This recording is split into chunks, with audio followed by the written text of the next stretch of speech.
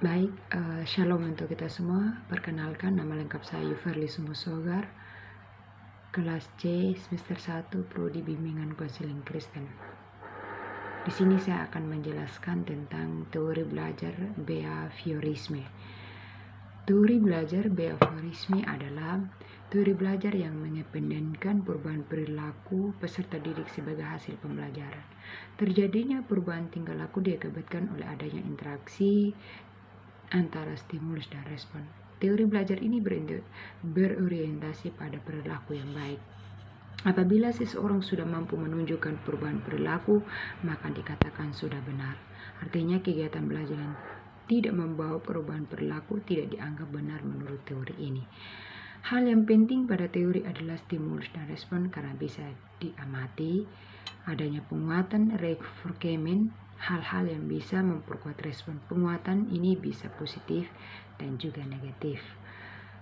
Berikut ini pada teori belajar behaviorisme mencakup 4 hukum. Yang pertama, hukum kesiapan, yang berarti bahwa kegiatan pembelajaran akan memberikan hasil yang diinginkan jika ada kesiapan, baik kesiapan oleh pendidik maupun peserta didik. 2. Hukum latihan memiliki arti bahwa semakin banyak latihan, semakin besar peluang untuk berhasil. Artinya, kegiatan pembelajaran akan berhasil jika peserta didik dibiasakan untuk latihan secara kontinu dan teratur. 3. Hukum efek memiliki arti bahwa efek yang dirasakan oleh peserta didik setelah belajar akan memotivasi dirinya untuk terus belajar. 4. Hukum sikap yang memiliki arti yang berbentuk setelah melakukan pembelajaran. Perubahan sikap dipengaruhi oleh hal-hal yang ia dapatkan secara kegiatan pembelajaran berlangsung. Di sini juga ciri-ciri teori belajar behaviorisme antara lain: 1.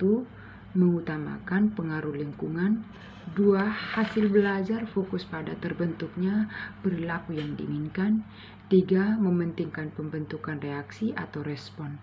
4. Bersifat mekanistik atau dilakukan dengan mekanisme tertentu, misalnya meminta maaf.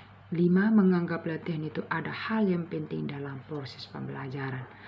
Berikut ini juga dalam teori belajar behaviorisme memiliki kelebihan dan kekurangannya. Kelebihannya: 1. Peserta didik dibiasakan untuk latihan dan praktik yang di dalamnya memuat unsur kecepatan, spontanitas, kelenturan, refleksi, dan daya tahan tubuh. 2. Mampu mendorong peserta didik untuk berpikir linear dan konvergen. 3. Memudahkan peserta didik untuk mencapai suatu target tertentu dalam pembelajaran. 2. Kekurangan: 1. Membatasi kreativitas, produktivitas, imajinasi peserta didik. 2. Pembelajaran hanya berpusat pada guru sehingga peserta didik terkesan pasif. 3. Berpotensi menimbulkan hukuman verbal dan fisik, seperti memberi hukuman peserta didik yang melanggar aturan. 4. Timbul kesulitan untuk menjelaskan kondisi belajar yang kompleks karena hanya beracuan pada stimulus dan respon. Baik, demikian penjelasan teori belajar behaviorisme dari saya. Sekian dan terima kasih.